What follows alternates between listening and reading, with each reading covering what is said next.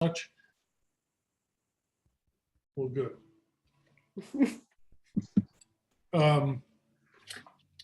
Tuesday, August 24th, by video conference and teleconference. Can we have roll call? John Mailing, Here. Ed Halowinko, Yo, I'm here. Matt Pence, Here. John Levin, Present. Jennifer Balliet, I'm here. Farah Marin, Here. and Cheryl Brown. Here. 6, 7. Steve is not here? That's what, thank you. All right, Not yet, at least. okay.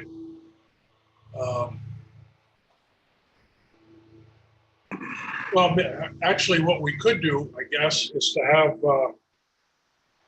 we have a quorum, so I can say to the record that we have a quorum forward.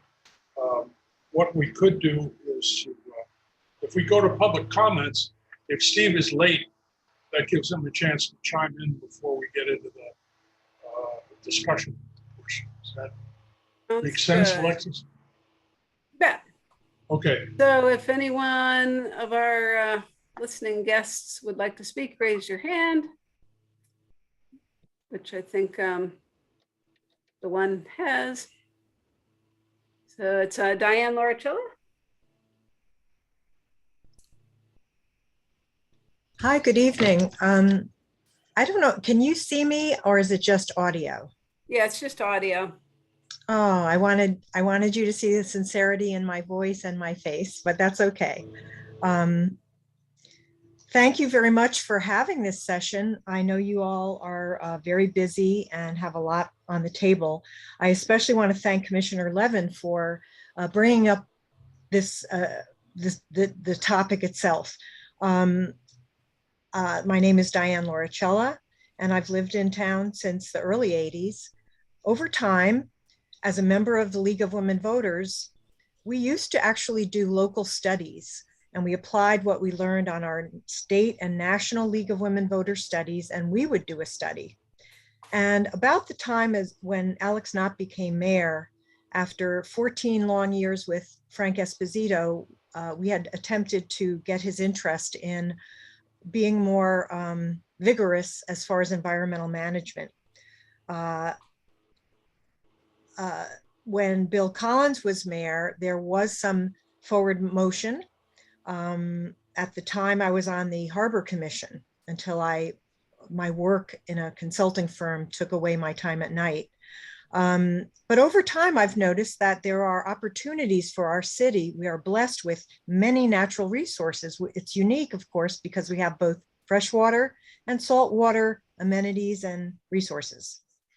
I'm here tonight because of climate change. I say, let's never waste a crisis because we have opportunities, and it's very popular now to talk about climate change and environmental protection.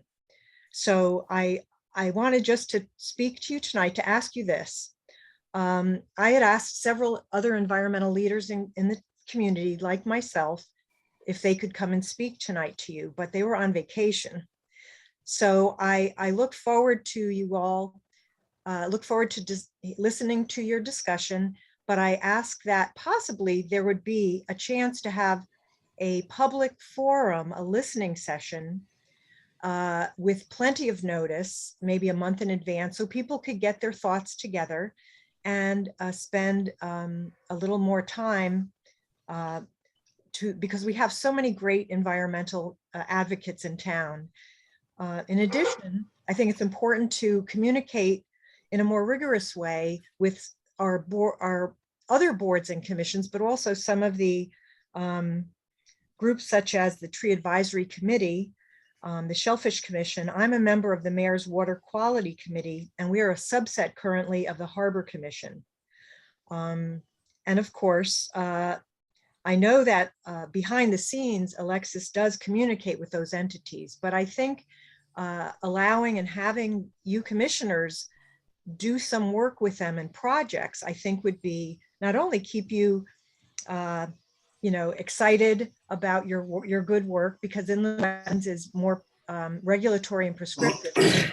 This might be a way for you to get involved. I will wrap it up by saying, number one, as you're having your discussion tonight, first prioritize what you minimally are supposed to be doing by charter, and that would include do an annual open space assessment and review and prioritize and identify threatened open spaces.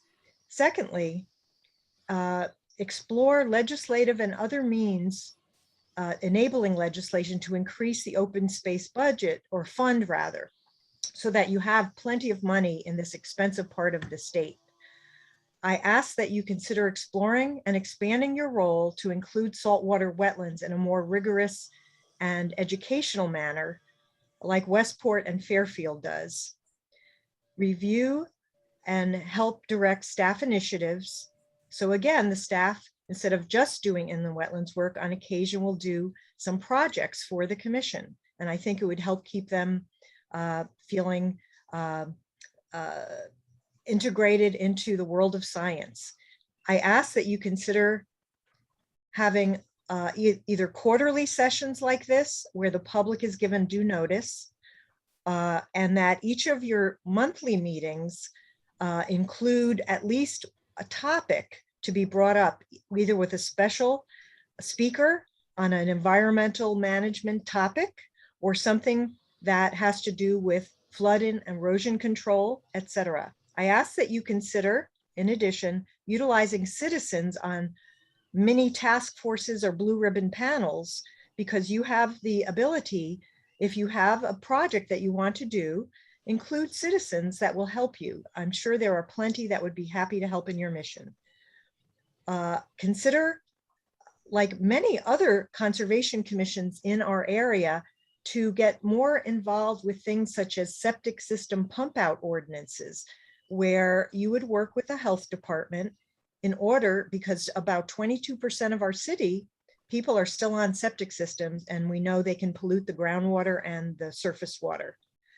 Lastly, I just wanted to suggest that you get more involved with toxics and its ability to pollute said groundwater and surface water, and that you give your staff the ability, when needed, to hire consulting firms to help explain and do special projects. Because currently, for instance, we have a still polluted, even though they're filtering it, an important drinking water source with the First Taxing District. It is the only Western Connecticut federal Superfund site that's still in a 20-year cleanup. And I noticed when educational approaches, not only of just the public, but public officials and other boards and commissions, having at least on an annual basis, if not more so, have an environmental speaker series. Again, because there's so many wonderful speakers, it would help elevate this commission, but also do the important work of making sure there's public outreach. There's a need to look at emerging issues, and one of those, of course, is climate change. It would be so great to have an item on at least once a month that has to do with a climate change action step. Lastly, as a League of Women Voters co-chair, back when Alex Knopp was mayor, we did an actual study of this Conservation Commission. Of course, none of you were on it at the time, but we felt, after consulting Kakiwick, which is the, I don't remember all of the exactly what Kakiwick is, the conservation, and I know that Alexis will explain what you are, I believe, members of Kakiwick individually and as commissioners. It is a consortium of conservation and inland wetland agencies. They'd have a white paper that talked about the benefits of separating the inland wetlands work from the conservation work. In Greenwich, they decided to do so. It's not the only way to do it, but they decided years ago to have a separate advisory conservation commission, and they have, of course, a regulatory inland wetlands commission. Lastly, I just wanted to say, I recognize your role is so important, and that your inland wetlands work is prescribed by law, is time sensitive, and I get that. And at the end of a long meeting, a lot of times you all want to get to dinner. But what I have found over the many years is that our city needs to be able to focus on some important conservation projects. So that is one way to do it. It's not the only way, but I do believe either using the citizens to help you and some of the environmental groups more rigorously than you have would offset all the hard work you do on inland wetlands. With that, I thank you, and I hope that we can continue a dialogue. My many years as an environmental advocate and leader in the city makes me feel that there are great opportunities here. So let's work together to do so. This commission should look at air quality issues. I think you should be the aquifer agency, not the planning and zoning department. That your staff person, Alexis, is their staff person. I believe there are expanded roles on resiliency, and I thank you and have a good night. Alexis, is anyone else on the list for public comments? Sorry, taking my notes. No, that is it. All right. Let's move on to our discussion. I had said in an earlier email that I have arbitrarily chosen to call this meeting a 2-hour meeting. And I do that on the basis that because we're not talking about specific issues, that there's literally no end in sight. And I think that it would be easier to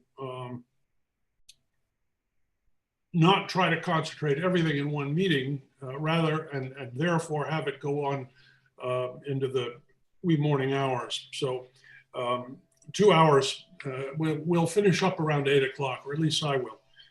And that's the plan. Now, for discussion, we have 2 items. The first one is prioritization of topics for non-regulatory Conservation Commission meetings.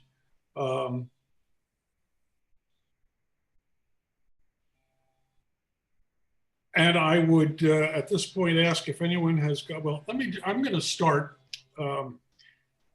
by saying a couple of things. First of all, as Brother Dave Gardner once said, we can all think about a lot more than we can do.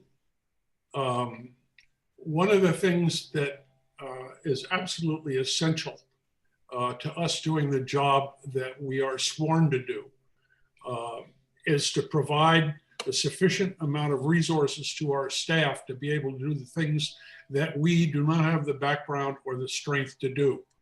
At least in my case, that's always going to be a major priority. I'm not asking for staff's comment on this. I don't know that that there is a spot for staff in this particular meeting, the way the session is set up. So I'll just leave it at that. I would also like to point out that our inland wetlands work is not only legally something we have to do, but it's a responsibility that we have. But it also provides opportunities. If, for example, an applicant comes before us and says that they're going to improve the environment by removing invasive species and replacing them with something else, and it turns out that the invasive species are well enough situated that they're providing an important service and resource to the watercourse or to the wetlands, then we have the opportunity from a conservation point of view to ask that applicant to not in fact remove the invasive, but instead to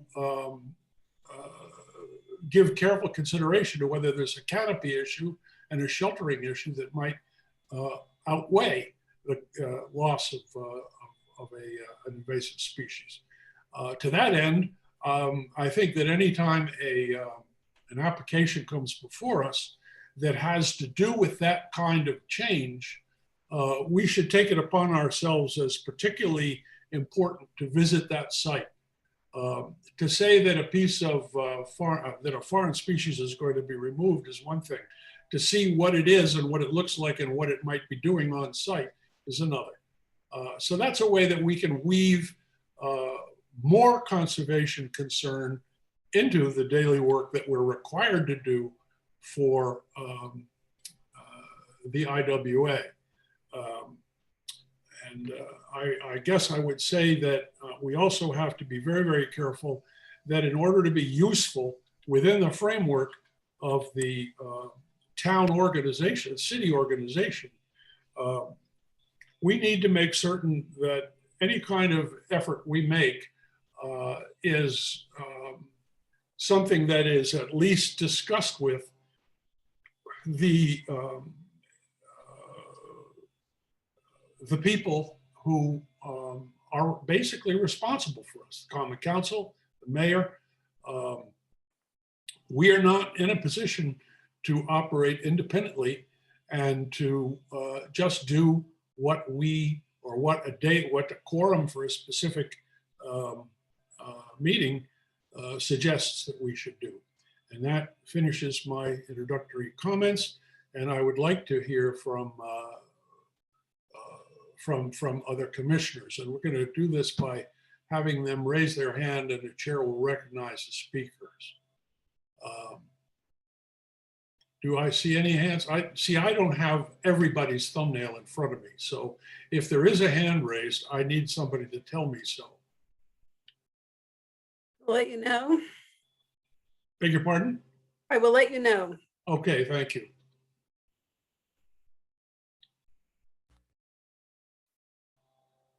Okay, yeah, go ahead. Mr. Levin raised his hand. Unmute. Yep. Chair recognizes Commissioner Levin. Thank you. So we're missing only one commissioner this evening. Is that right? Just Steve Clonkey so far? Yes. Okay. So, I personally just am very grateful that we have this opportunity to talk about what we do.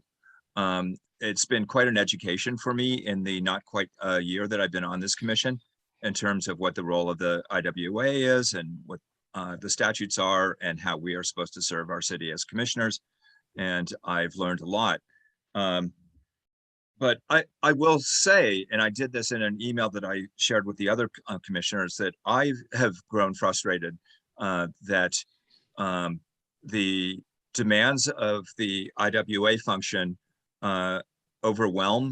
effectively overwhelm the work of this commission and effectively crowd out anything else we might do, either under the existing charter from the city that we've been assigned to do, or that we could do as leaders in our city. So anyway, I circulated an email to all the commissioners to provide some food for thought. And there were 7 items on it.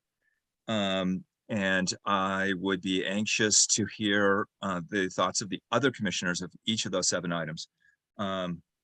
And in quick summary for the benefit of the public who may or may not be listening. And I also included of the staff members, Alexis and Amelia as well. So you guys were able to see my thoughts. But one is to discuss proposed revisions to the tree ordinance, which I believe the ordinance committee of the Common Council is now working on. Another is to organize an annual meeting of the Conservation Commission that's outward looking to the public and that would attend to certain agenda items. The other is to make some adjustments to our standard agenda. Fourth is to discuss the index of all open areas as required under the city charter for this commission. Fifth would be to have regular executive sessions, even if there's nothing to discuss, just as a regular, huddle that would allow any commissioner who might not otherwise be comfortable expressing something in a public forum, or there's some urgent need for any reason. Even if even if there's no need for an executive session, we can have an executive session and say, we don't need an executive session, it's over. But at least it would provide a forum for discussing items like that. 6 would be to get an understanding of how this commission has been able to get such excellent officers so far. And I am thrilled that we have a chairman of this commission and a vice chairman or vice president, something. Anyway, I don't understand how the officers are appointed. I'm thrilled we've got the ones that we do. I thank you very much for taking on the extra work that goes along with being a commission officer. But that's a mystery, and I would love to have that demystified. And then lastly, I want to raise the question of whether or not it's appropriate for the commission or the city or somebody, or the environmental officer or somebody, to provide notice to property owners if they haven't already. I'm a property owner in Norwalk, and to the best of my knowledge, in the 30 years I've owned property here, I've never received a notice from the city telling me that I have any obligations under the state's inland wetland regulations. And I have seen property owners who are subject to violations that, you know, probably can quite legitimately claim ignorance of the law. And I think, you know, it's probably worthwhile to ensure that everyone who's affected by the Inland Wetlands Agency is properly notified of those regulations, and so that in the future, any violation that occurs would be done willingly, rather than as many property owners do with the excuse that, oh, we didn't know, or, oh, the property was that way, or whatever. Anyway, those are the 7 items. I'm very anxious to make tangible progress on any of these that we can, and I would be very anxious to hear the thoughts of other commissioners. And I'm thrilled that we actually have this forum to have this discussion. And I'm going to cut myself off right now, because otherwise I will go on. Do other commissioners have items that they think they would like to put forward and have included in this this portion of the discussion? Feel free to chime in anytime. Somebody somewhere will tell me that a hand is raised, and we can go from there. Can you guys hear me okay? Yes. Okay, great. Yeah, I would say, just kind of going off of where Commissioner Levin started, number 4 is of interest to me, the index of open areas. That's one of the reasons why I joined the commission. So just to kind of learn a little bit more about that and where the roles and responsibilities lie, and to what extent we should or should not be involved. And then the other thing that interests me, and I don't know if I missed it, but some discussion about the Open Space Fund, and making sure we're doing everything we possibly can to try and have it adequately funded, whatever that means. I think it would be nice if it had a bigger balance, and I think it's great that the city makes a contribution every year, but there, you know, are there alternatives that we can be looking at? So just curious to have some discussion around that. Well, Matt, I happen to agree with both of your points. I would point out, for those who don't know it, that there was, at least at one point, the list that we're talking about of city-owned properties. Some of them really just traffic islands, but they were city-owned open space. As I recall, when I saw the list, which was probably 10 years ago, there were 92 properties on it. And so it must exist at some point, someplace. I imagine that it would not take a great deal of effort to update it, because I can't imagine that there have been that many properties that have been added to the city's open space list. But Alexis, that is out there somewhere, isn't it? Is it in digital form? Yeah, I don't know if I've sent you a list, but the open space inventory, I can definitely send that out to you. That would be It would good. be probably easiest to have it in, easiest for you to have it in map form. So we'll work on kind of, there's a variety of different lists that we have. There's some open space where the entire parcel is considered open space. And then there are some parcels where a portion of the parcel is considered open space. So like a school. So there's, and then there's open space that's, anyway, I have a lot of lists. I don't have, I don't have one easy share list, but we will work on look at Amelia's, look at Amelia's help. Work on a new GIS map. The way that GIS map, you kind of make these projects and you pull from all these kind of databases that I've made. So that part's done.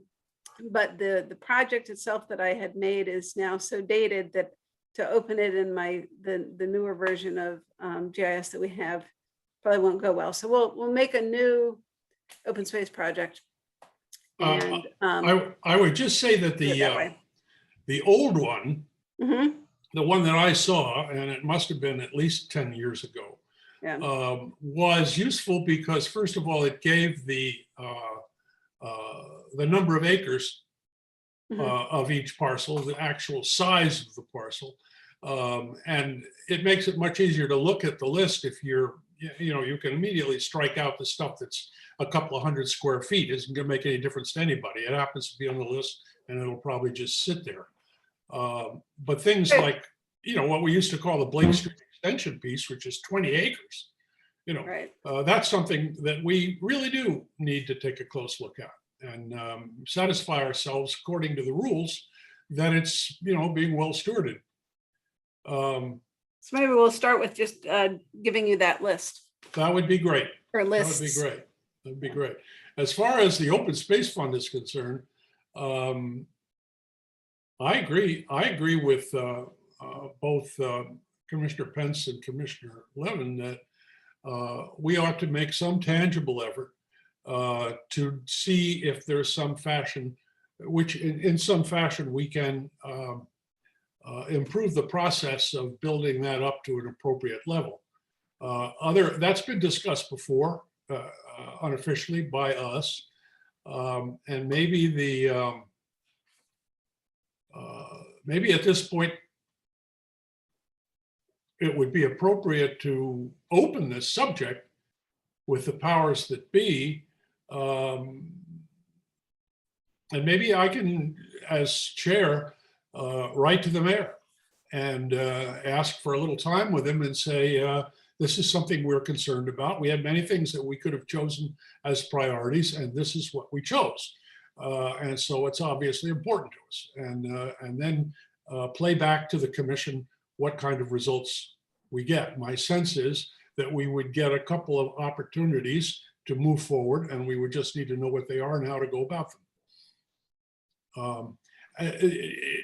To go back to Commissioner Levin's item about the how everybody gets to where we're currently sitting, I'm not totally sure. I do know that appointments to the commission are proposed by the mayor and approved by the common council when openings arise. That, I think I'm fairly safe in saying, is the way that works. Give me a magic hand signal if I got that wrong, Alexis. As far as the officers are concerned, I think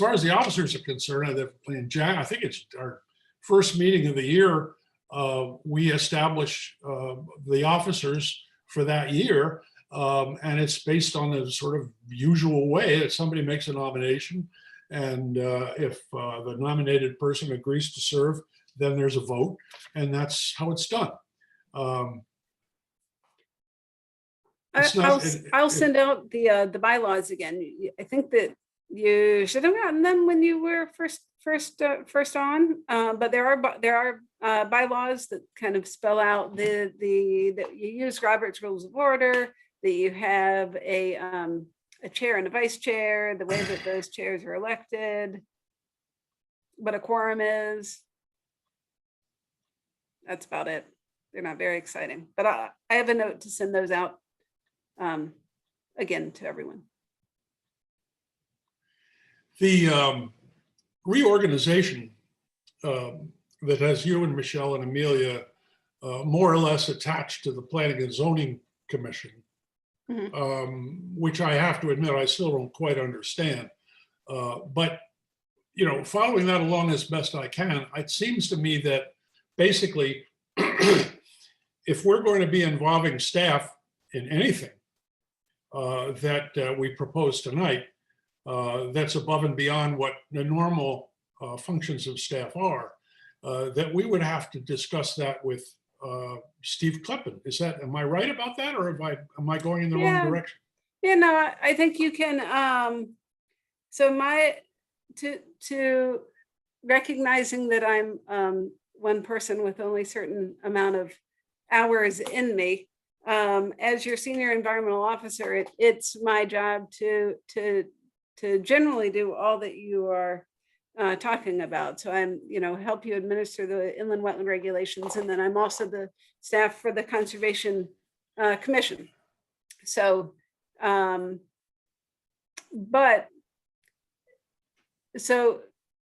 so yeah, you can pretty much have any kind of projects, and you can move them forward. Obviously, commission generated and implemented projects are strongly preferred by staff. But that's my job, is to be here to support you. But you do have to recognize that I really don't, I don't have a huge amount of time. I pretty much run around like a chicken with my head cut off from early in the morning till all hours at this point. Well, that's a point well made, and a point very clearly understood by us. Right. And frankly, we're not going to get our inland wetlands work done if we don't devote a sufficient amount of resources to them. And that's a priority discussion that we have to have among ourselves. Right. And I also want you to know, just going back to the reorganization, and kind of that you may feel this pull of your staffing resources by planning and zoning. And it's a kind of a merger that I was definitely concerned with at first, but I think that there is a huge amount of opportunity, and I'm actually extremely excited that we are kind of much more integrated staff-wise, conservation and planning and zoning. And I'll share with you, I'm going to make you a list. I'm going to inundate you with documents. I'm going to send you some of the stuff that we're working on. Can't you make Amelia do it? Make her do it. Okay. I'll gather it all, email it to Amelia, then she'll. Okay, all right. But there's, for a very, very long time in Norwalk, the word environment or conservation was not part of the planning and zoning lingo. And it is definitely in there now. The zoning commission is looking at a zoning rewrite. The planning commission and planning staff are doing a variety of studies, and for the first time, those studies are looking at environmental impact. They're gathering, for example, water quality data from the variety of entities that monitor water quality in the rivers and sounds, and they're going to use that to make some of their determinations.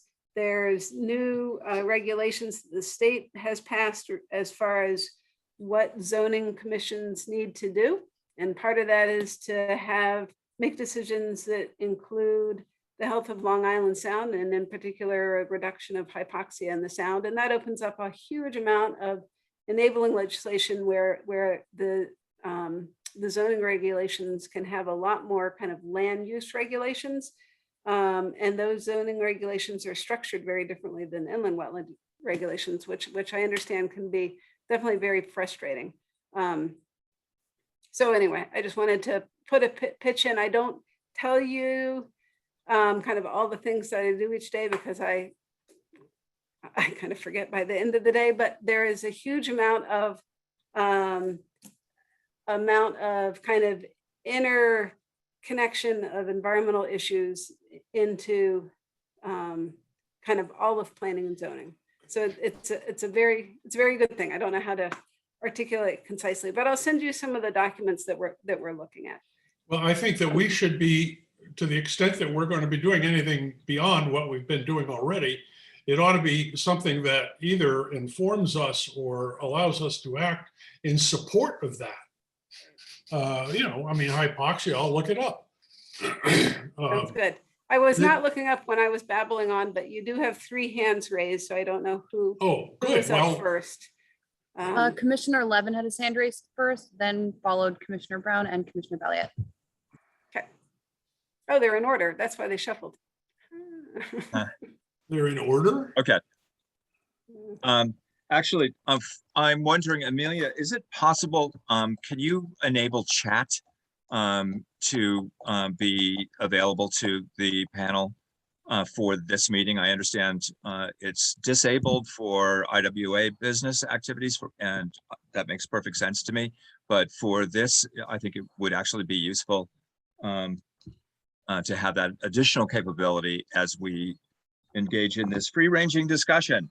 Then I can ask questions like, what is GIS without interrupting the discussion, and somebody can just shoot me the answer. What is GIS? Geographical Information System. So it's a way of taking data, like, like a list of open space, for example, and the list has value, and what it can do with the right information is to spatially display all that information on a map. And Okay. ideally it's displayed on an interactive map. Okay. So I can send you some examples. But Okay, cool. And then extremely powerful tool. as is chat in a Zoom call. Yeah. Who's Steve Kleppen? That would be my other Okay. chat. So for staff Sorry, I'm structure, just yeah, ignorant. that's all right. So for in the Planning and Zoning office, the Director of Planning and Zoning is Steve Kleppen. And then I'm actually the Senior Environmental Officer and the Assistant Director of Planning and Zoning. And then we have a bunch of planners. So we have a senior planner, a principal planner, and a land use planner that all do different types of larger project planning. So for example, the land use planner is focused on coastal area management, sustainability and resiliency, and So subdivisions. is- That's good. is Yep. Steve Kleppen your boss, Alexis? Yes. Okay, that makes it much Yep. clearer. Okay, and then the Open Space Fund. There are many topics for us to discuss, and I am going to request strongly that the chairman guide our discussion so that we actually address one topic, beat it to death, so that it can't be discussed anymore, and we actually come to a consensus or conclusion if that is possible, and then move on to the next topic. But if we go from open space funding to index of open space to tree ordinance, and jump around, I don't believe, I think we will be challenged to actually get stuff accomplished. Well, we're going to be challenged. We're going to be challenged anyway, because Yes. it's not specific. As far as the Open Space Fund is concerned, I consider it resolved in the sense that I'm going to write to the mayor and ask him how we can step forward. Okay, That's done. There's a priority met. okay, We can also, I think, maybe look at some other things that we've already talked about, but we had two other hands up. And I let me want- let me finish. One thing I do want to mention about the index of open space, and that is under the city charter. It's not just publicly owned land that is to be included, but also privately owned land. And I think, that, and furthermore, the charter goes on saying that the commission may use this index of open space to make recommendations to the city for conservation and preservation activities. I don't know what the exact language is, but it's not supposed to exist just as a thing, but in fact, a useful tool that we as the Conservation Commission or the city or the managers of the Open Space Fund can help to make the city, Okay. better and conserve things. Okay, Yeah, I'm gonna, go ahead, Alexis. I was just going to say that one of the nice things about the maps is that when you have, you can assign different attributes to say, parcel X. You can give it its who owns it, what kind of ownership it is, and then back in 2003, 2005, when the Conservation Commission worked on their draft open space plan, they divided all open space properties into either protected open space or transient open space. So protected open space has some kind of permanent restriction on it from any development, whereas a transient open space is public or private, but there's no restriction that would prohibit any future development of it. So there's a lot of different ways that's why my lists are so long, is because I do have all of that. It's not just a list of the properties themselves, but the attributes as well. So I am keenly aware that that type of index is a boatload of work. And Alexis, I know you can't possibly be working more than 22 or 23 hours in a day. Realistically, it's a boatload of work. And Chairman Mailing mentioned earlier that it's incumbent upon this commission to ensure that the staff has sufficient resources to do its job. I don't know what resources we actually control. I know that, we probably can be wise by not burdening you with stuff. And so that's, I guess, a resource drain that we can control. But in terms of additional resources, I don't know what we have to offer. Commissioner Levin, let me just interrupt you to say Sure. Staff has already agreed to send us a list of the properties. We can start there when we get it. Yeah. There were two other hands raised, and I really do want to make sure that everybody has a chance to step up. Farrah, were you one of the hands? No, it was Cheryl Brown. Cheryl, please. Yeah, it's a bit of a follow-up to what Commissioner Levin was saying about some of the open space stuff, but with the whole mapping and everything, the next question will be, what do we do with this information? How can we use this to leverage basically some conservation issues? And I wonder if that kind of ties into the open space fund. Is that something we're able to use the open space fund for? Can we improve these areas? Can we index them based on their quality, as well as, even if they're permanently preserved, if it's a environment that's compromised by floodwaters coming in and erosion, or invasive species, at that point, is there something that we can do? And so I think that would be a really interesting thing to take a look at once we do have some of the mapping. And how are they connected? Can we connect them in better ways? Can there be, I don't know, a lot of people talk about pollinator pathways and things like that, but are there things like that we can do with it? Another question I have is, it's come up that there is a lot of work to do for, the state regulations for inland wetlands versus Conservation Commission. And, what does it take to separate the commissions so that there is enough time and effort to put towards these things? Because this is a lot to, there's a lot of time involved in both of these commissions. And I'm just wondering, putting that question out there, is this something that, has been discussed in the past? And, why has it always been, kind of the two that are together? So I think that kind of covers what I wanted to say. Well, I think, when you talk about resources, we're talking about your personal resources, what you signed up for and what you find yourself doing. There's a kind of an implied social contract. You signed on to be part of the Inland Wetlands Agency, which is an agency which says it's a subsidiary of the Conservation Commission. And your resources are scarce too, yours and mine and everybody else's. So thank you. Next, who's up? Who's keeping track? Amelia? Sorry, That's me. It's Jen here. Oh, okay. Hi. So actually, one of the things I was going to bring up was what Cheryl had brought up about, I know other cities have done it, and I think her name was Diane, who spoke at the beginning, who dialed in, who said, I think Greenwich has now, excuse me, a separate conservation commission and a separate inland wetland. So I was kind of curious how that would work. But also where I think Commissioner Levin started and Commissioner Pence started with what's most important to them. The reason that I joined the commission was to really try to grow the tree canopy in Norwalk, because I'm super concerned about that. It's very low. And I'm really happy to hear that the Common Council is working on it. I need to do a little more homework with that because I really don't know what their agenda is, what the plan looks like.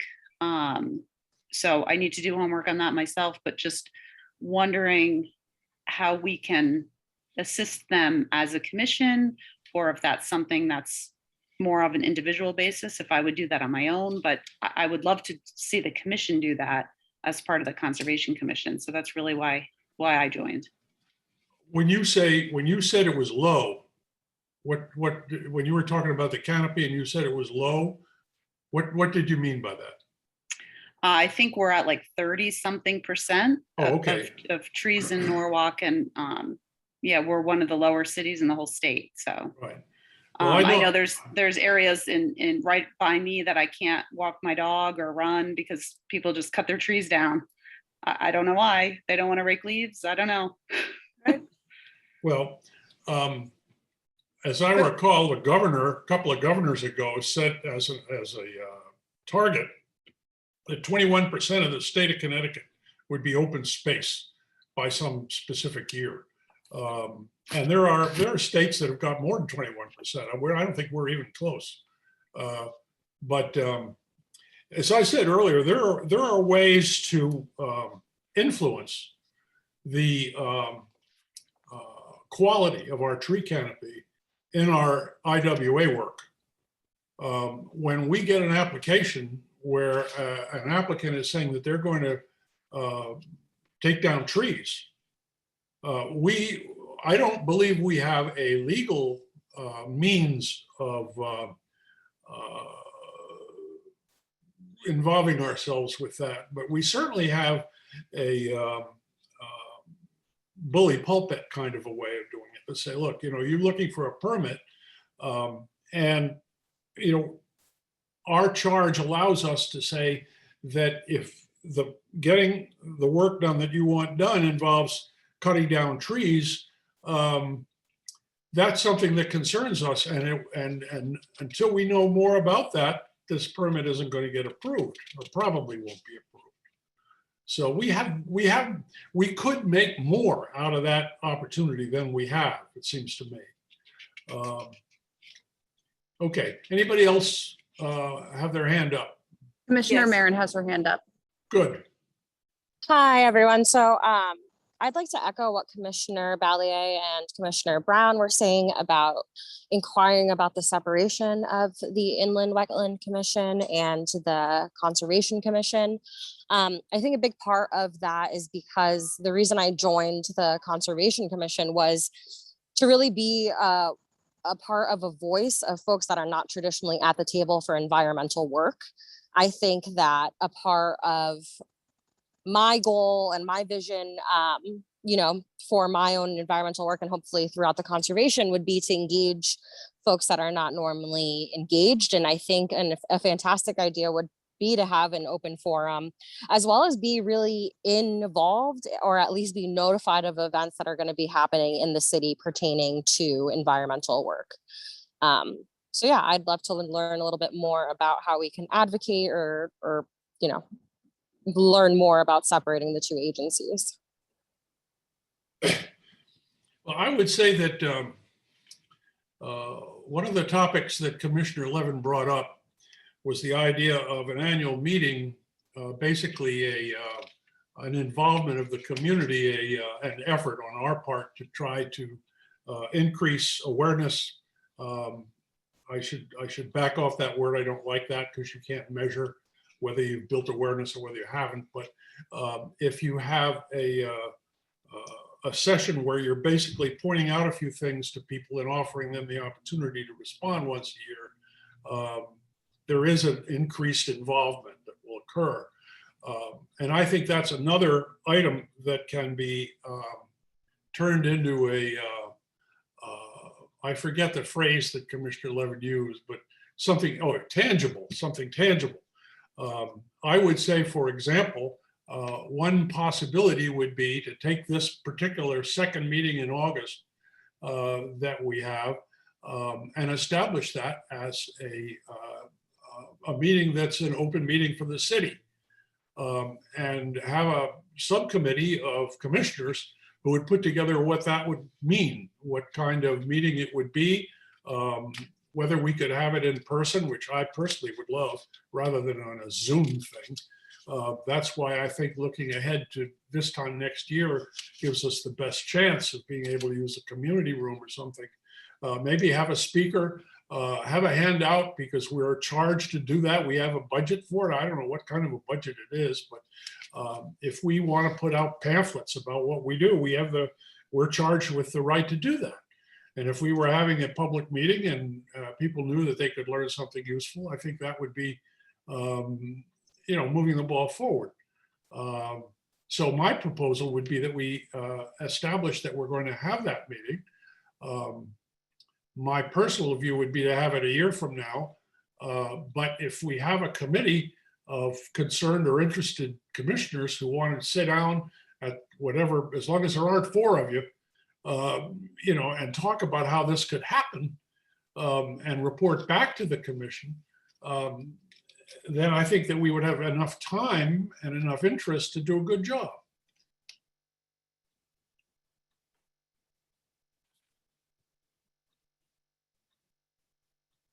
So there. Commissioner Levin has his hand raised. The chair recognizes Commissioner Levin. Okay, thank you. So I think that's a great idea, and I would propose that we actually form a committee, which we can call like the annual meeting committee or something like that, and find three of us who are willing to serve on it to figure out what our annual meeting will be. And unless there are others that wish to serve on it, I'm willing to be one of three. Anybody else care to, well, let's put it this way. If you are interested in joining this effort, send Commissioner Levin a note, and we'll find out ultimately, who the team is. This is not intended to be something that takes a vast amount of time or money. But if we come up with a program that could be interesting, then we can find the funding and we can make it a good event and get the publicity and promotion that would be necessary, and not wind up with just 2 or 3 people who always come to these things and nobody else shows up. John, I would just ask, all the commissioners are present. Can we do this committee right now? Well, Steve isn't here. They're not all. Steve is here. arrived at 6:43. Yeah, sorry about that, everybody. Oh, you are here. Okay. Yeah, I've only been here for 10 minutes. I apologize. All right. Well, you probably got the best of us in that.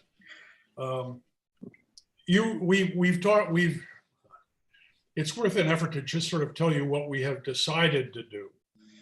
One is I'm going to reach out to the mayor to see what's involved in adding a little bit of velocity to our open space fund. And I will report back to the committee on that. And we agreed that we would, we just agreed, and you saw that we were going to try to have a committee for an annual meeting. If I remember correctly, you mentioned at one time that might be a good idea. And I think others did the same. If you didn't, forgive me for attributing it, but I did. So at this point, Commissioner Levin, to his credit, has volunteered to lead such a group. So anyone who would like to volunteer is more than welcome to do so. And I think, stopping short of appointing volunteers, which I was able to do when I worked and got paid. Commissioner Levin can't do it by himself. And if we don't have among us two people that will join him, then I think we need to put the concept off until we have got the resources. So just point of information, Commissioner Levin did not volunteer to lead this committee. I would be happy to serve on it. And you suggested that I'd have no more than 3 people.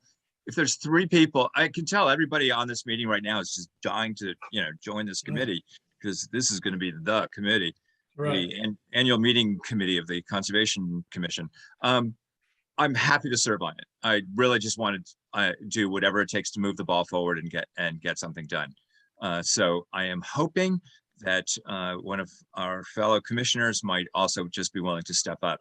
And in terms of who gets to lead it, I don't care. I think everyone here is eminently qualified, and it'll be done well. So Yeah. Somebody please. Well, Sorry. Farah, go ahead. I'm happy to also be a part of the 3. I also don't have the capacity to chair any such committee, but I'm happy to be a part. You may not need a chair. I can be the chair ex post facto, and the committee meets as equals. And I'll make it my business. I'll make it my business to be aware of what progress has been made. So why don't we leave it at this, that Commissioners Marin and Levin will cogitate on this, and if anyone else is interested in joining in, there's plenty of opportunity to do that. I want to make, and that's that. We seem to have general agreement that there would be such a meeting, such a session. I don't hear anybody suggesting that it's a bad idea, or that we shouldn't do it, or that the timing is wrong, or whatever. So I think that it's responsible of us to go forward on the basis that everything else being equal and the creeks don't rise, that is something that we will do. I would quickly point, I just want to sort of head back to Amelia. Commissioner Levin asked me if there was a possibility of putting in a chat feature. And my understanding is that any meeting with more than 4 of us in attendance, everything we say and do must be made public and must be available to be heard, read at some point, that we don't get to have a sidebar, even if it's a question of asking what a GIS is. I mean, that's something that we need to know, and that's a reasonable part of our record, it seems to be. Yeah, so the way that these are set up, we do have to, it is a public meeting that is available, video conference and teleconference. And so really the discussion needs to be completely transparent. If we were to have a call-in, who wouldn't know, if we were all kind of typing back and forth, wouldn't know what was being said. So that's, I think, the primary reason why that feature is disabled during these public meetings. Okay. I just want to, I know that, I don't know, Chairman Mailing, I don't know if you want me to, Commissioner Levin's email, his list of 7. Some of them have kind of legal questions, and I don't know if you'd like me to, I can type up an email response to everyone, if that's easier than addressing those verbally tonight. No, I think we're halfway through our 2 hours, and if we do not have new items to put on the table for Conservation Commission action, then I think let's make sure that we have covered Commissioner Levin's items that he was interested in, and if you could address the legal constraints that we would have. For example, I don't believe that we could officially participate in a tree ordinance effort. I mean, not as a commission. I'd be glad to have advice on that. I think our individual members could certainly participate if they wish to, but I don't know whether we as a commission could become, part of these various other commissions that are out there, or efforts that are out there. So I would say that you as the Conservation Commission, once the time comes, that you are certainly the entity that would hopefully be one of the entities that would be consulted if there were any changes to the tree ordinance. Just to clarify, I don't think that there, and going back to Jen's comment about doing her own research to look for stuff, I don't think that there is anything published yet by the ordinance committee. I don't think the ordinance committee itself is looking at the changing the tree ordinance. I believe just 2 members are looking into potentially proposing changes to the tree ordinance. So there is nothing currently that I'm aware of before the ordinance committee of the Common Council itself, just 2 members trying to sort out what might be possible. And so the committee itself does not have a draft or anything to date. So don't look online.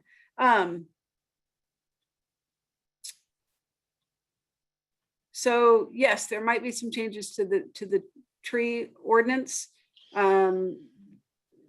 I'll keep you posted once that, I will recommend to the ordinance committee members, if they bring it to the full ordinance committee, that the Conservation Commission should have a chance to comment on their draft ordinance once it becomes the committee's draft ordinance. I think that would be a perfect job for you as a commission. Okay, very good. Then what was next?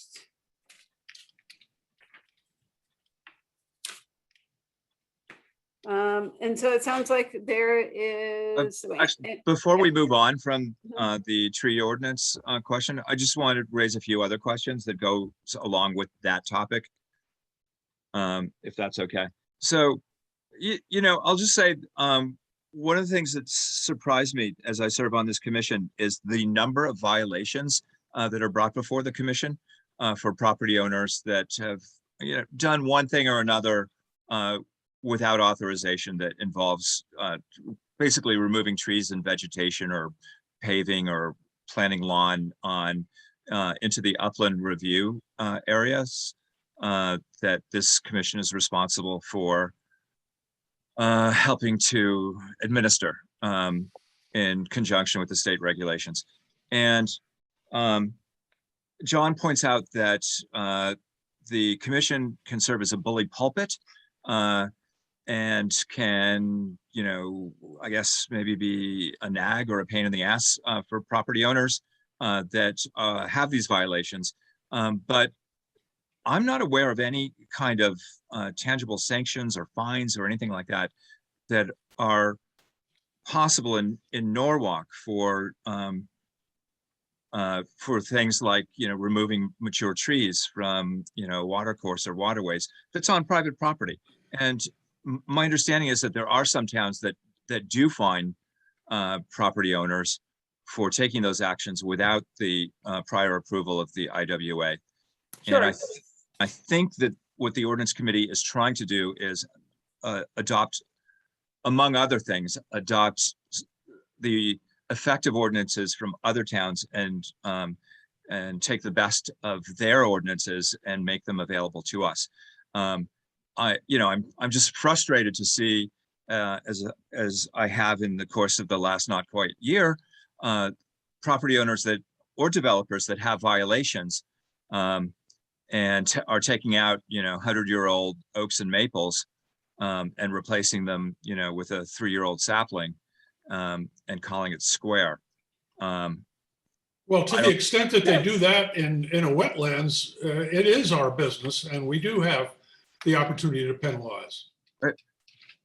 To penalize in the form of a fine?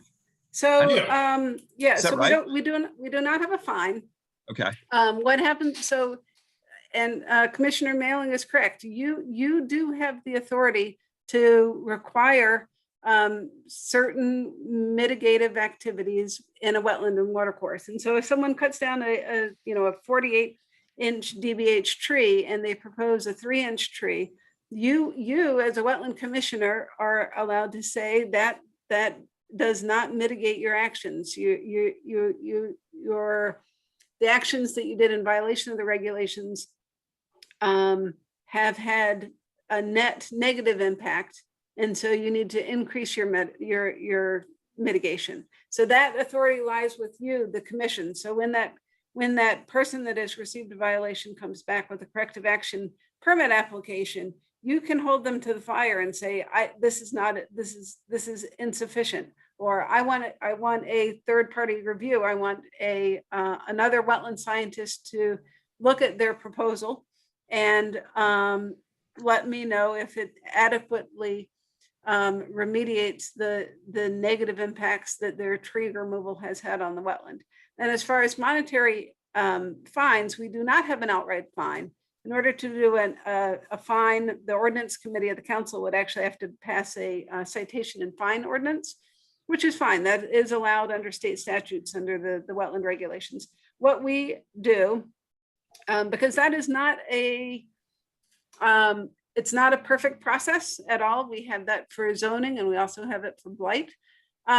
What we do when there is a violation is we require that the person get a corrective action application. We have regular applications and then we have corrective action applications. So that application is generally twice as much as what it would have been if it was not after the fact. So they are, there's a financial disincentive there of up to an additional, on average, $500 in application fees. So the application fee is quite a bit more. But it's also important to note that they can't take those trees. They need a permit to take the trees down if they're in or near the wetlands. So Right. they are in violation if they do it. And then there comes the question of what they're going to replace it with. So we do have some teeth. You do. You actually have more teeth than you think. And this comes up. I was recollecting years ago. There was an article about I think it was Wilton, where a guy had cut down a bunch of trees in a wetland, and the town of Wilton Wetland Agency was requiring that he replant. And he had gone to the paper to say, they're making me spend, I forget what it was, $15,000, $28,000 to replant. And I remember the Norwalk commissioners at the time looking at that and saying, oh, I wish that we had the regulations that Wilton had. They're requiring him to do, $28,000 worth of plantings. Ours are so poor and so hard to enforce. And at the next meeting, I brought the wetland regulations of the town of Wilton, and I brought the Norwalk regulations, and your regulations are the same. It's just how they're administered. So you really can push for third-party reviews. You can require that applicants hire a qualified professional wetland scientist. You can require that applicants prove to you that their mitigation activities are sufficient to remediate their violation. So use that power. okay, so Okay. that's useful. I struggle with how this commission has used that power so far. I think of all of the, sort of 3-foot DBH, oaks and other, mature, healthy trees that have been taken out. And then the homeowner receives a violation. And, I would like to see a like for like, a remediation would probably, in my mind, involve replacing, not hiring an outside consultant, not, getting application fees, but probably having another, 36-inch, big old mature tree replace the one that was taken out. I don't think that's physically possible. I don't think you can transplant, 100-year-old trees. I don't think that happens. So Alexis, what do we do? And what are we supposed to be doing? What is the more effective way to use the power that you're saying that we have to ensure that when homeowners, they never claim it's their fault, it seems, but when a mature tree is removed from the upland review area without prior authorization, what is a reasonable and appropriate recourse? If Wilton, it sounds like Wilton's got game and is doing something right, or did, 15 or 20 years ago. And maybe we just need to get some better guidance or something. Great. I think for that one, they required that the applicant hire a professional wetland scientist to come up with a plan that clearly articulated the impacts to the wetland and how their mitigative activities were indeed, restorative to the wetland. And that's how they got that done. And that is definitely the easiest and clearest legal path for you to require an expert and then make your ruling based on that expert's opinion. Has this commission done that with, and if so, when was the last time that was actually done? For a violation, I cannot immediately recall. You recently did it with the with a pending application. You hired a third-party review to look at a bridge, but I don't know for violations. I'd have to think about. I'm going to inject myself here because we're trying to get to specifics that we can, put into effect. I have one, we have had, at least in my experience, several cases where people have said that they were not aware when they bought their property that it had protected wetlands, and that while they're recognize their obligation to make repairs, they regret that they were not informed. And I did research on that and found that the Department of Consumer Protection in the state of Connecticut requires that if a house is for sale, there must be provided for the viewing of a prospective buyer a thing called a residential property condition report. That report has been in effect since August of 2019. It may or may not be up for renovation, but I think that it needs to be fixed. There is on page 1 under general information, a yes, no, unknown, not applicable question that says, is the property in a flood hazard area or an inland wetlands area? If yes, explain. I would submit that coupling inland wetlands with floods, flood hazards would tend to blindside a buyer, and that it might be better to break that question up into 2 questions, one of which says, is the property in a flood hazard area? And the other says, does the property include protected wetlands areas? It would make it a lot easier for these people. And I think these, if there's some way that we can make it a little bit easier for these people to comply with the rules, then I think we should do that. But that's going to involve somebody sending a letter to Hartford, and it'll probably disappear, but it would help. I think most responses to that question are separated. Amelia will attest that she spends a lot of her time each day replying to title searchers. Whenever there is a house purchase or a refinance or anything involving a bank where there's a mortgage, there's a title search done. And one thing that the title searchers always ask are, does this property have any inland wetlands or watercourses? Is this property within a flood zone? So it definitely is being asked and recorded somewhere. Is it where the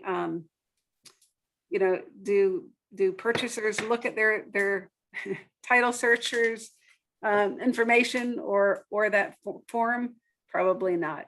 That's why I mean, so getting back to that, whenever there is a new house proposed in a wetland that needs a wetland permit, standard condition is that the developer, whoever is building the house, has to record a map showing the wetlands and water courses and the required buffers on the land record. So we do recognize it's hard. It's not hard. It's impossible to notify all homeowners who may have wetlands that they have wetlands. That's definitely an out of my league to-do list. But we do have a lot of things in place that hopefully makes it easy for that information to be found. So one is that through the title searchers, we're always very careful to answer that correctly.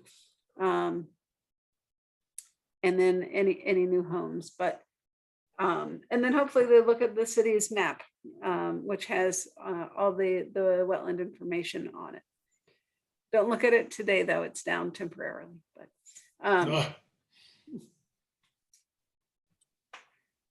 so Okay. Mr. Mailing, I think Mr. Levin has his hand raised. He does he? Oh, maybe unintentionally.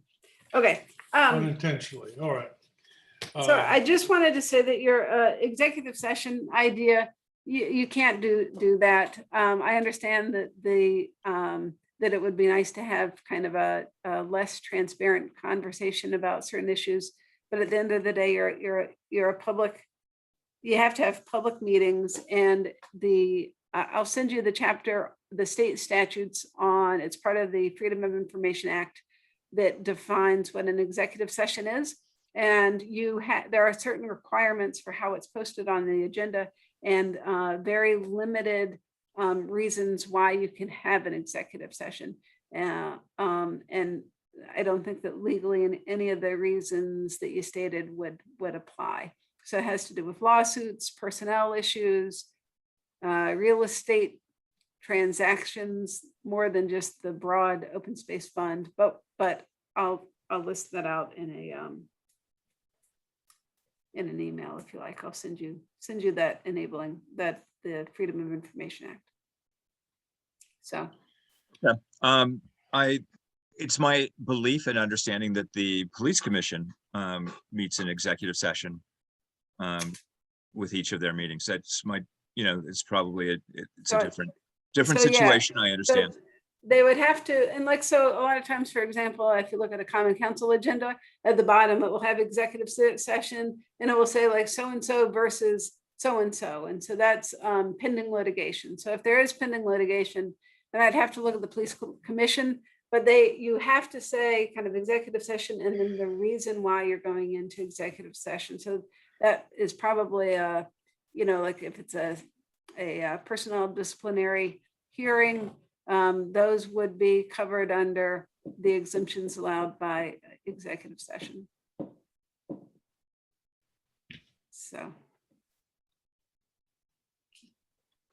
Have you covered the bases as far as the memo is concerned to your satisfaction?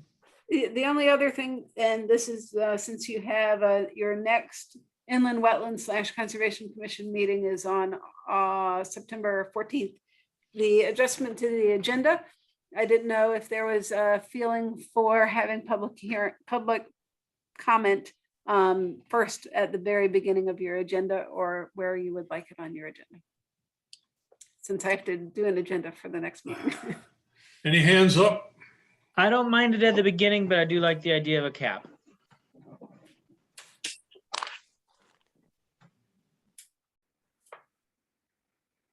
I agree with that as well. I agree with it. In my memo, I think I proposed 10 minutes. Is that a reasonable cap? Okay. Hard to say.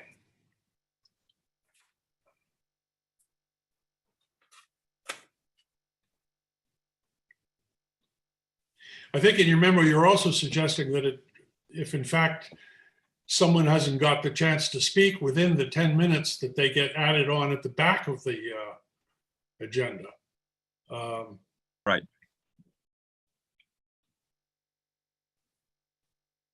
I think, in my view, that's a bit disorganized, that if we're going to have the public comments up front, then we should have them up front and complete them. And as chair, I'll do the best I can to keep everybody's nose to the grindstone. I would hope that it would not wind up being a very long session, because I think we do have some kind of an obligation to the people who have applied to us, and they will all be waiting in the wings. Well, I think one mechanism could be just to amend the agenda as needed. If for some reason we run over the 10-minute limit, we can choose or not to amend the agenda to, add another extension to public comment at the end of the meeting, right? I mean, it's our meeting, we can do what we want. Yeah, I Right, think it with would it be two-thirds really vote. unusual circumstances for public comments to go on much longer than, it's hard to imagine more than 10 minutes, but it's always possible. And the reason for having it in the front instead of where it is now is what? I've forgotten.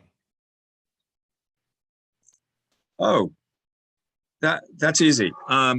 So I think, our last meeting prior to this one, I think went on for about 3 hours. And the public comments section, came at the very end of it, around 8:45. And I think, as we seek to serve the public, whether they choose to show up or not, I think it is so much more respectful to members of the public who wish to make comments, to allow them to go early, even at the beginning, rather than wait as long as till 8:45. I wasn't the least bit surprised that nobody was around by 8:45 to make public comments. So I think it really is a consideration to the public, first and foremost. And then, it's got to go on the agenda somewhere. And if it's a short item, without a significant deliberative burden placed upon us, then the beginning would seem to be as good a place as any. And several of your fellow commissioners have agreed with you on that. So I think that henceforth, we will undertake to do that. With it having been said that while we are attempting to be fair to the citizens, we also need to be fair to the applicants. And that'll just be a juggling match that we as professionals can manage successfully. So henceforth, Alexis, Okay. I don't think we can put anything in writing about keeping it to a certain level, because there's no way of knowing how many people there will be.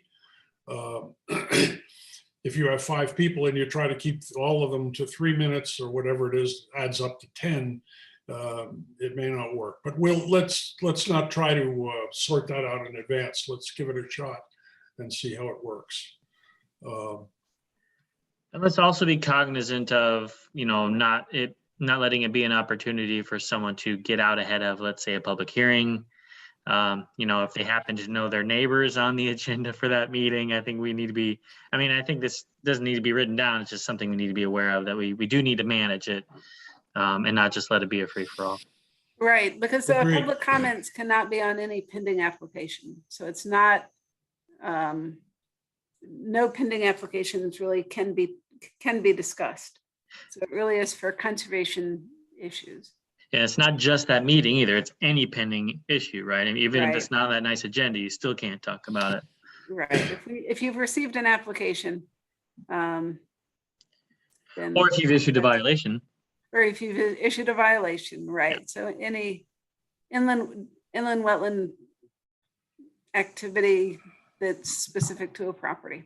Unless they want to talk about like general regulations, that's fine. Yeah. And then the only other thing I wanted to cover was the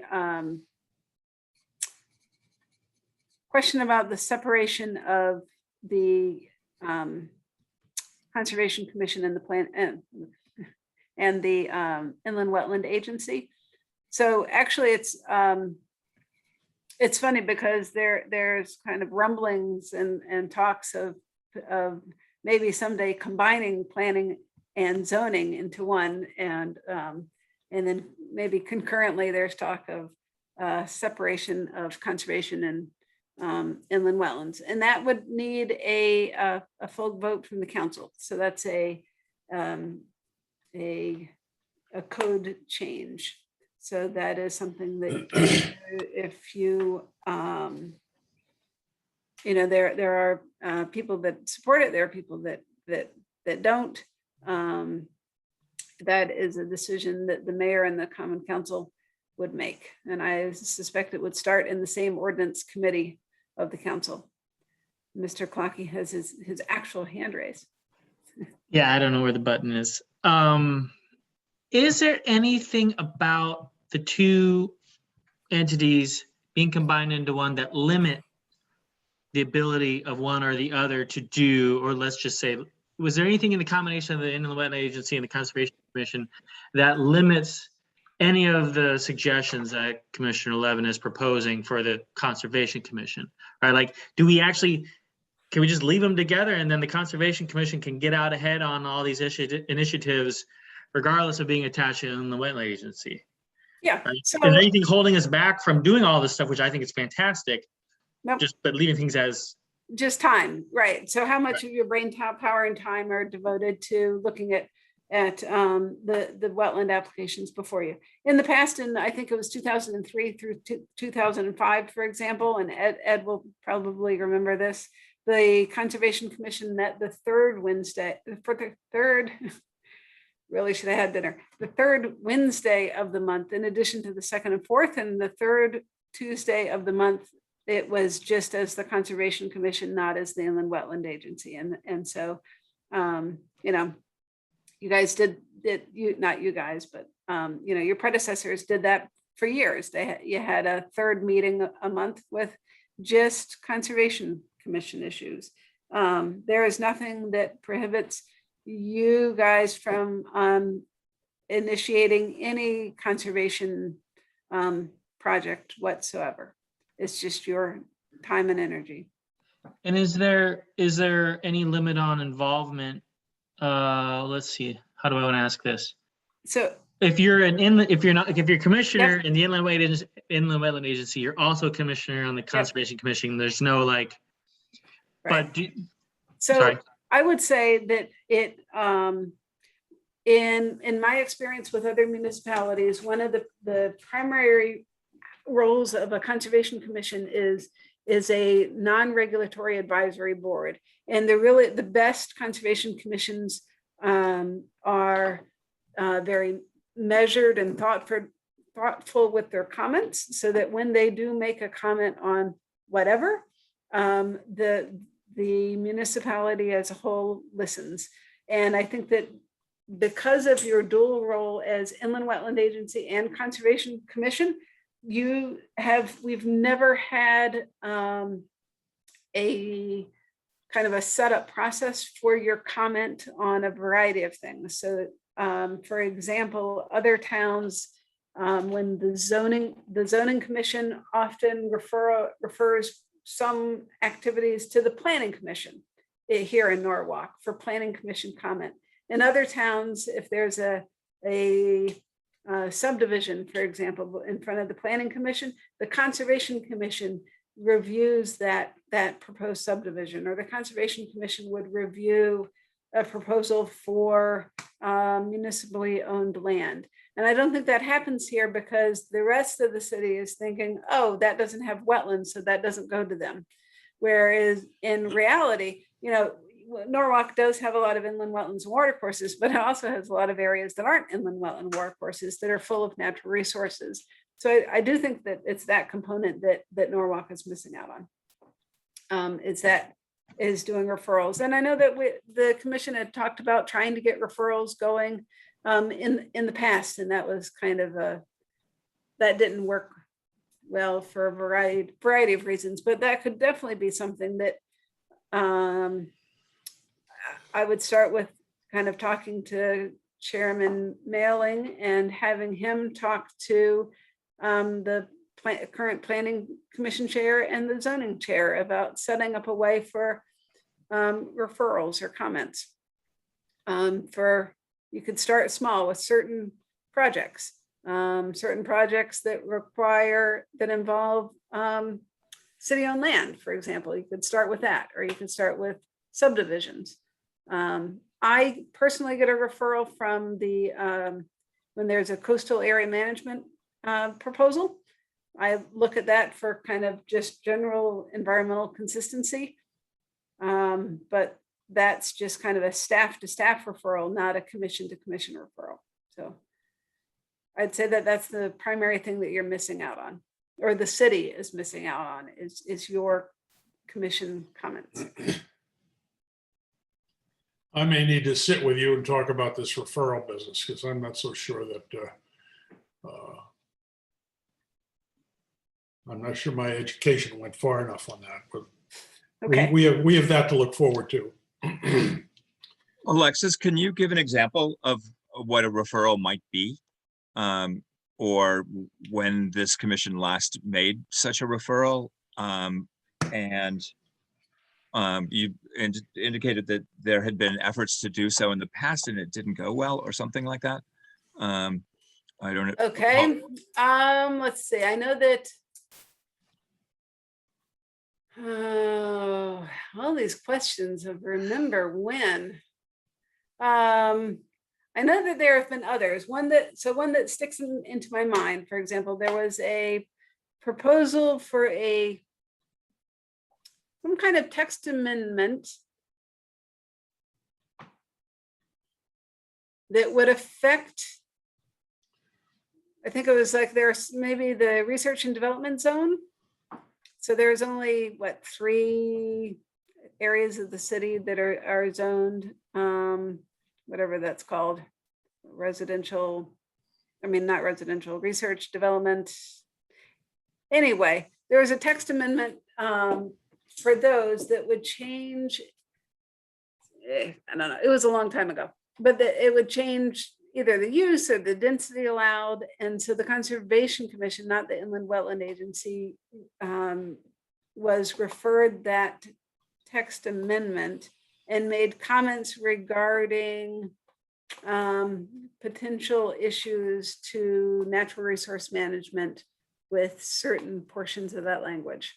I'd have to look it up, but it's kind of, you can either focus on kind of broad scale things like that, or for example, let's see, I'm trying to think of one that's not a current pending application.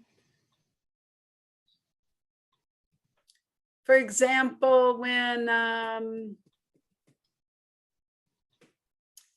trying to think of a development that did not have an inland wetland agency, because then you can't have, so for example, say the Avalon development at Norden Place, we'll pick on them.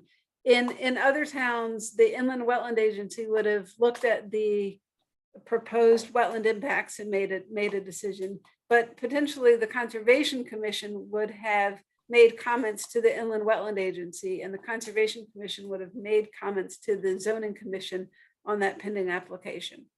But that doesn't happen because you are the Inland Wetland and the Conservation Commission. So it's I think it's very difficult to kind of wear both of those hats. But let's see, I'm trying to think of any other large development that required a special permit through zoning that was, I don't know, that they would typically comment on. Trying to think of one. Well, they all have wetlands, all the ones that come to mind. But it seems like an inherently sticky situation, right? Because, Inland Wetland Agency is pretty dry, sort of black and white, right? And then the Conservation Commission side of things is more, right, suggestive, fluid, whatever. And right, like it almost this tree canopy is valuable. This, right. Those kind of, yeah. Do we all need to have everybody needs to come to a meeting with 2 different hats, and then we can all wear the Inland Wetland Agency hat and make a bunch of comments, and then we can switch over and put on. Yeah, how do you do that?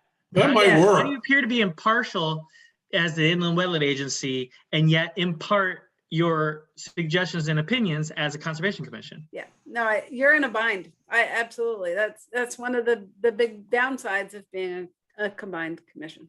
Well, which is Well- one justification for not having them combined. I mean, not arguing against myself, but yeah. Yep. Well, Alexis, I mean, wouldn't one example be Farm Creek? I mean, there's no inland wetlands there, Right, but the Conservation Commission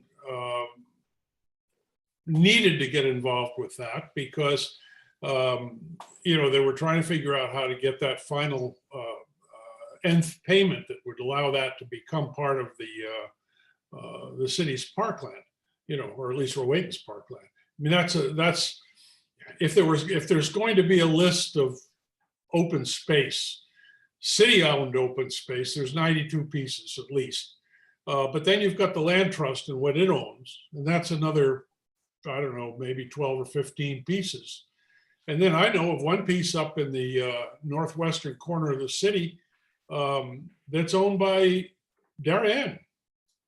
I mean, the Darien Land Trust owns a piece of property in Norwalk because that's how it worked out. But that would have to go on the list. That's privately owned. By the same token, if some guy's got a piece of, it's got a half of an acre behind his house that could conceivably be subdivided, that doesn't need to be on the list. That's not privately owned open space, I don't think. But our charge under the Conservation Commission as it's written does not define what privately owned open space is or should be. So it's up to us to call it and let somebody tell us we're wrong, you know. Well, and who puts up the effort to do that? Is it, I mean, do we lean on staff to do that, or is that something we're Well, supposed to do as yeah, commissioners? that's what we do. We lean on staff, and staff has done that. I mean, it's required, and staff has done it. Now, is it updated religiously and carefully every year and whatever? I don't care. It's there in case somebody wants to dig in. You know. But there's feelings on the commission that maybe not everyone has that approach, that we should get more aggressive about it. So my question is, it's not anything that we're doing as commissioners, but as commissioners, we should feel enabled to, unfortunately for Alexis Amelia, push to have it receive a little more attention. Well, before you got here, it was agreed that we would start that process. Okay. Because there Sorry. is material, that's not your fault. There is material It is. that exists. It's you know, it's useful and it's there. And it, as I was saying, it includes the size of the piece so that you don't have to waste your time looking at something and find out that it's only, you know, 35 square feet. And so if we have that, then we can start with that. And once all the commissioners have that, then they've got an opportunity to scratch at their leisure to look at that and think about it and visit it if necessary and see what they think might be recommended. There's a 20-acre parcel on Blake Street Extension, which is inland wetlands, at least part of it is. It's on Betts Brook, and it's immediately south of Woods Pond. And it's city-owned land, and it sits there, and it's going to sit there. But I think that it could become something more. It could become maybe a small park space. You know, even if you just get the Boy Scouts to cut a trail through it. I mean, these are the kinds of things we can think about if we have the list, you know, and we will have it. It's on the agenda. And Alexis, pick two things of the things that you've said you're going to send us, and send us those, and wait and see if anybody asks about their other ones. Otherwise, you'll go crazy. okay, well, on my list, I have to send you the bylaws of the commission. I'll send you the list of lists of open space properties. And Amelia and I will work on making those lists into a variety of maps that you can view, because that definitely facilitates any open space discussion as far as connectivity and size and all those things. I will send you a link to Kakiwik and their paper regarding their support for separation of Inland Wetland Conservation Commission commissions. But that would imply that there would be a whole new set of commissioners on the Conservation Commission, correct? Yeah. Or everybody could serve on both. I mean, I don't Yeah, I know. think if you're, yeah, I Or is don't there- think so. I think it would be all new. I don't Okay. think, because you do sit on both, basically, right now. That's what you have, Right. so. Alexis, you said that at some time in the past, this commission did have a third monthly meeting that was dedicated only to Conservation Commission business. When was that discontinued? And what was the reason for discontinuing? Because it seemed like that appears to me to be a solution, which was available but then was removed. I'm wondering when Yep. was it? And I'd why? have to really look back at the agendas. I want to say 2006. And it really depends on group dynamics and who are the commissioners. And Commissioner Halowenko has his hands. Well, yeah, let's raised. ask Ken. He's been He here knows. longer than I have. Yeah. Yeah, I'll give you the short answer on that. We were working on rewriting the regulations for the city back then, which took a great deal of time.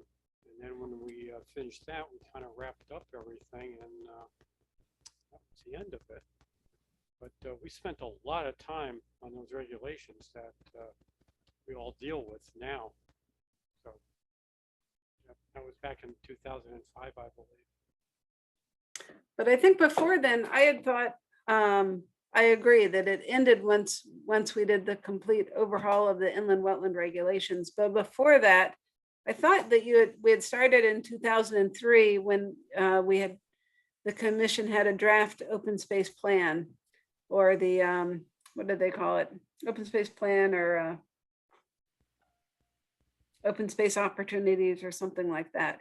And so my recollection was that it started with you guys coming up with a draft open space plan, and you did the inventory. Because when I first started, when I came here in 2001, under Esposito, there was a mayor's open space task force that I think I attended like the last meeting before, because I started November 1st. And I think that the Conservation Commission took over the open space task force work and did developed additional kind of metrics for open space, defining what open space is and what are the positive attributes, and then came up with a draft open space plan. But that ended up, or do I have my dates wrong?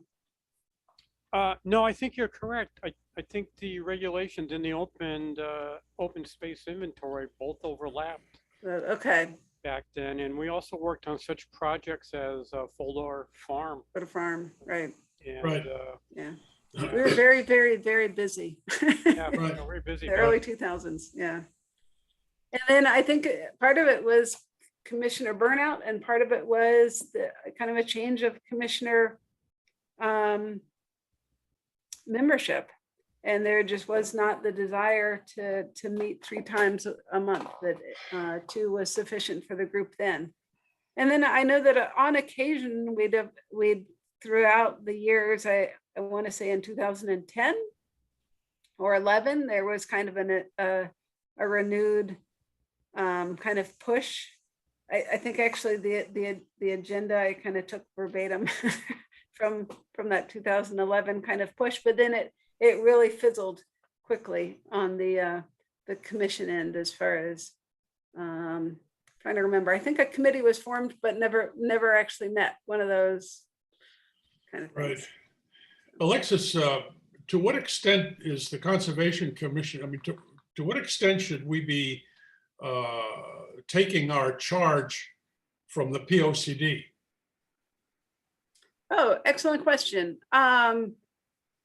Yeah, I think that there is a lot in this POCD that has that goes back to the sea. Right. So it's a very handy, I think, well done planning document. The POCD is key, because when the Planning Commission looks at capital funds and whether they should be recommended or not, they refer back to the POCD and how, you know, if you're asking for funding for X or say open space fund, how does it tie back to the POCD? So What is the POCD? oh, and excellent question. Plan of Conservation and Development. So it's a required municipal plan that's done every 10 years. It's required by the state of Connecticut for each municipality to kind of come up with a long-term plan. And in it, it has to kind of spell out some key sections. It's actually defined in the Connecticut general statutes, what key points it needs to address. And that changes, you know, with the legislature. So at this point, it's pretty inclusive. So in the 90s, the Norwalk had a plan of development. And before that, it was a plan of development. They didn't have the word conservation in it. And then since then, it has been called the Plan of Conservation and Development. So I will send you a link to the, I'm going to inundate you with so much reading material. So I will send you, the POCD was updated last year, no, in 2019, not quite last year, feels like last year. And so I will send you the updated POCD link. It's actually a nice document. It really is. I mean, it's an interesting and intelligent document. And it was developed over a fairly long period of time under the auspices of Steve Kleppen. It has changed significantly if you compare the two. There's some original and new thinking in the current POCD. For example, the current one addresses resiliency and protection against climate change and sea level rise in a way that the one 10 years ago did not.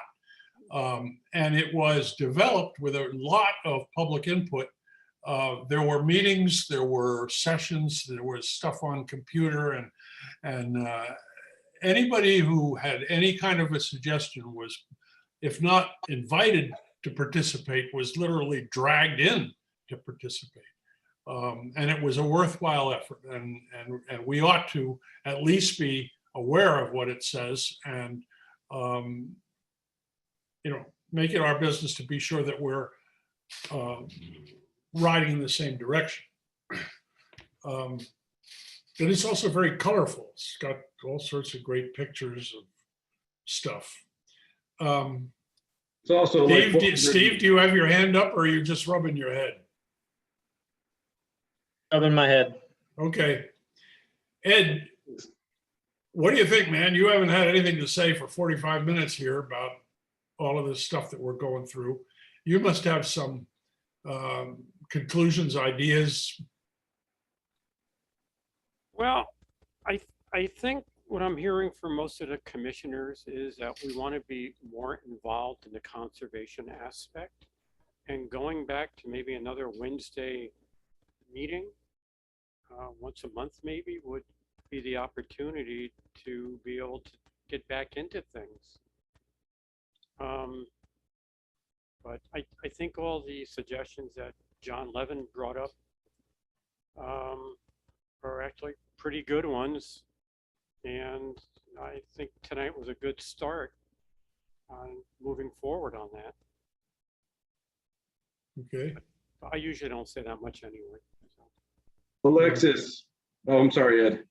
No, go ahead, Matt. You're up. No, I'm really done here. But. Okay, Civics 2.0 I found to be pretty helpful from an inland wetland perspective. Are there any trainings or workshops that are more centered around conservation? So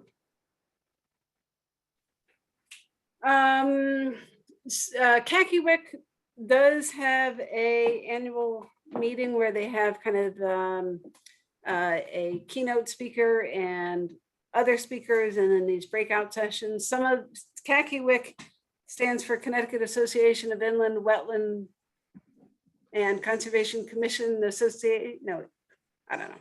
Association. It's really long. But they are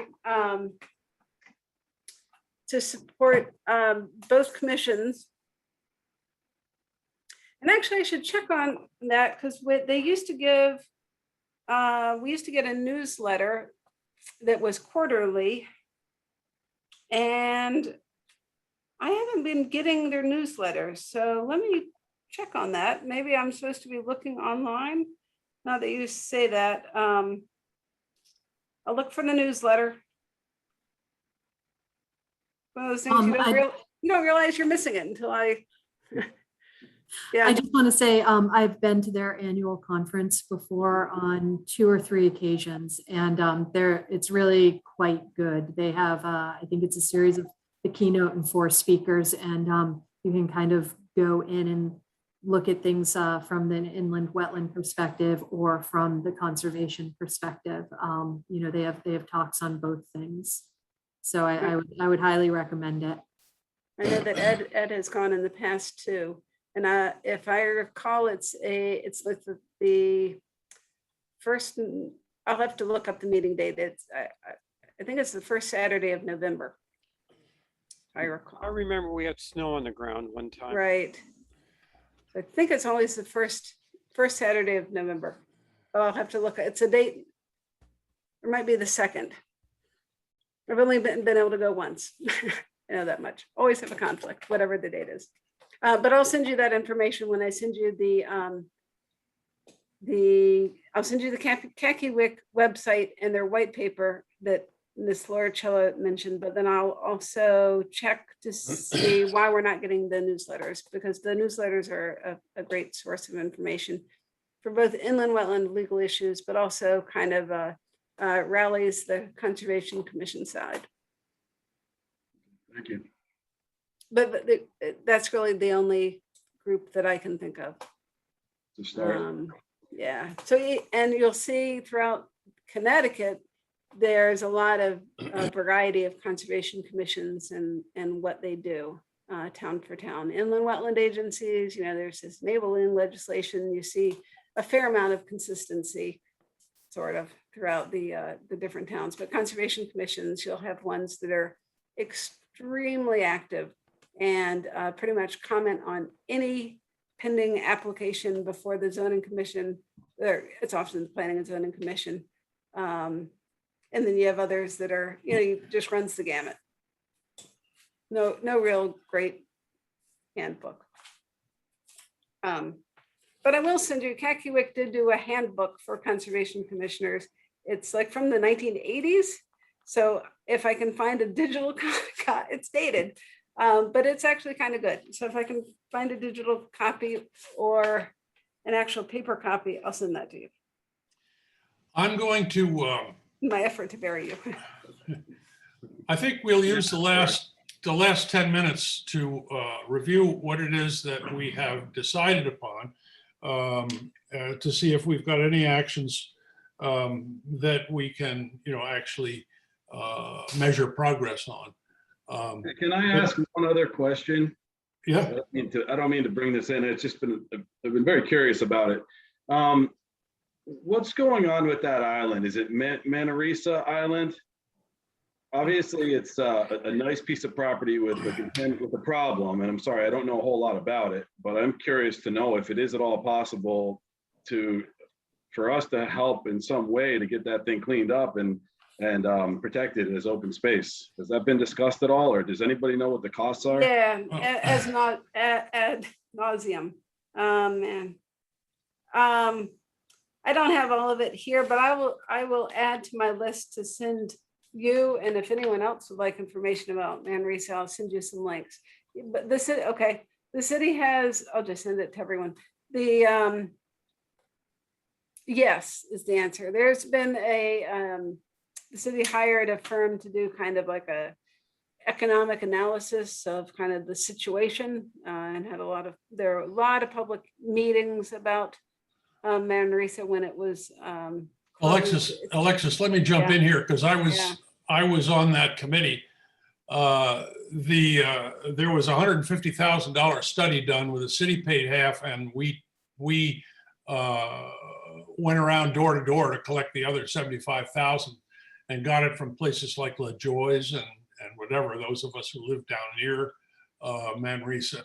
It's a 125 acre property that's owned outright by NRG, international corporation. We did a study to try to come up with what would be the optimal use of that property if we were to get control of it. And the only way we could get control of it would be if NRG sold it to us or gave it to us or something. And that does not look like there's anything on the horizon. But of the 125 acres, 90 are buried coal ash, and they have a birch forest over the top and probably 4 or 5 or 6 inches of soil that's accumulated over time. And it was generally scientifically shown that it would be better to leave that stuff capped in that 90 acres than to dig it up and expose it. The other 30 acres have a small amount of wetlands and a lot of pollution. And the solution that was finally sort of adopted, subject to whatever happens when the time comes and that property changes hands, was that a combination of solar panels and a battery would be installed in the 30 acres outside the 90 acres of fly ash. And that while the solar panels by themselves wouldn't generate a meaningful amount of energy, what they would do would be to capture energy that could be stored on site in a battery. There's a wire that runs across the Sound of Long Island. They would be very glad to pay for any of that energy that could be transmitted to them at some point. This would also allow space for a road or a pathway or whatever you want to call it that would run along the entire edge of the property so that people would have the opportunity to go there and both look at the 90 acres that would be a habitat for all sorts of different critters at the moment, including several ospreys. And then to actually, get some exercise walking around, because putting down the solar panels doesn't involve digging into the soil. The soil could be capped effectively by the solar panel foundations. It took many years to get to this 8-minute recitation I just finished. That's where it is.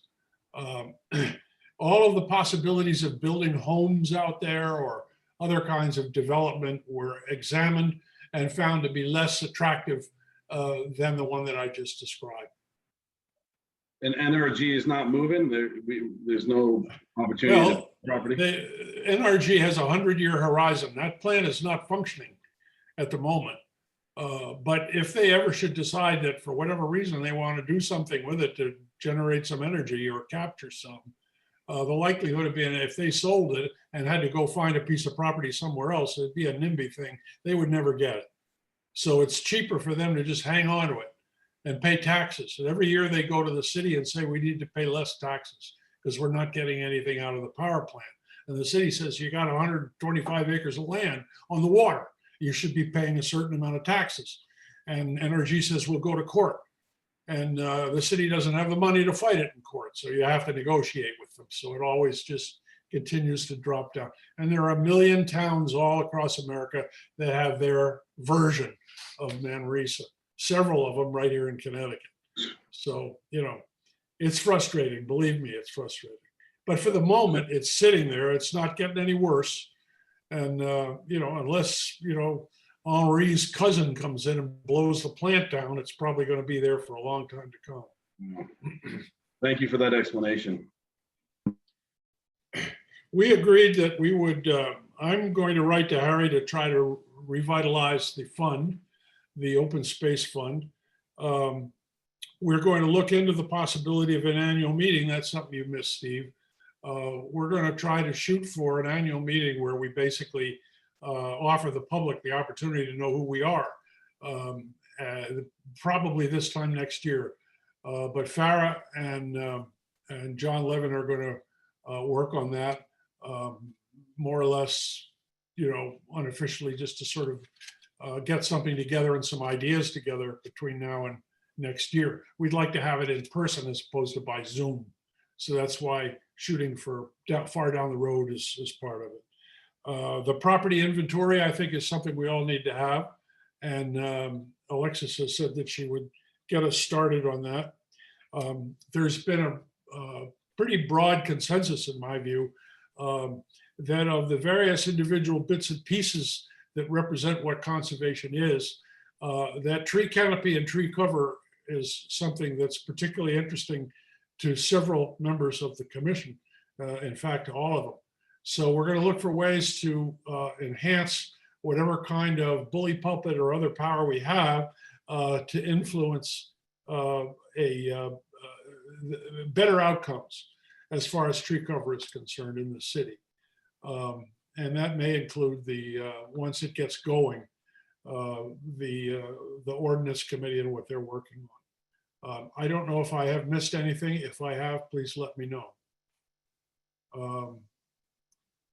Okay, I think this has been a useful session.